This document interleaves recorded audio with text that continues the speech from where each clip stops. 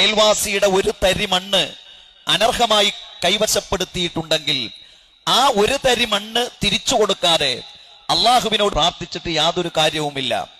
പൊതുസ്വത്ത് എങ്ങനെയും അടിച്ചു മാറ്റാം എന്ന ഒരു കാഴ്ചപ്പാട് സമൂഹത്തിലുണ്ട്. ഗവൺമെന്റിന്റെ സ്വത്താണ്, പൊതു സ്വത്താണ്. ഏത് സ്വത്താണെങ്കിലും അനർഹമാണോ, നാളെ പരലോകത്ത് ആ മനുഷ്യൻ അത് കൊണ്ടുവരും. അതൊരു മുട്ടുസൂചിയാണെങ്കിലും ശരി എന്ന് പ്രവാചകൻ തിരുമേനി സ്വല്ലല്ലാഹു അലൈഹി വസല്ലമ പഠിപ്പിച്ചു.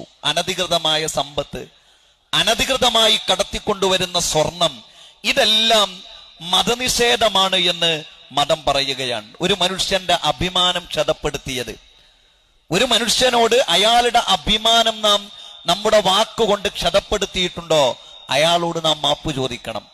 ഇങ്ങനെ മനുഷ്യരുമായി ബന്ധപ്പെട്ട പാപങ്ങൾ, തെറ്റുകൾ, ആ മനുഷ്യരുമായി ആ കാര്യങ്ങൾ ചർച്ച നടത്തി അവരോട് മാപ്പ് ചോദിച്ച് അവരുടെ അവകാശം തിരിച്ചു കൊടുത്തതിന് ശേഷമേ സ്രഷ്ടാവിനോട് നിങ്ങൾ പ്രാർത്ഥിക്കുവാൻ പാടുള്ളൂ.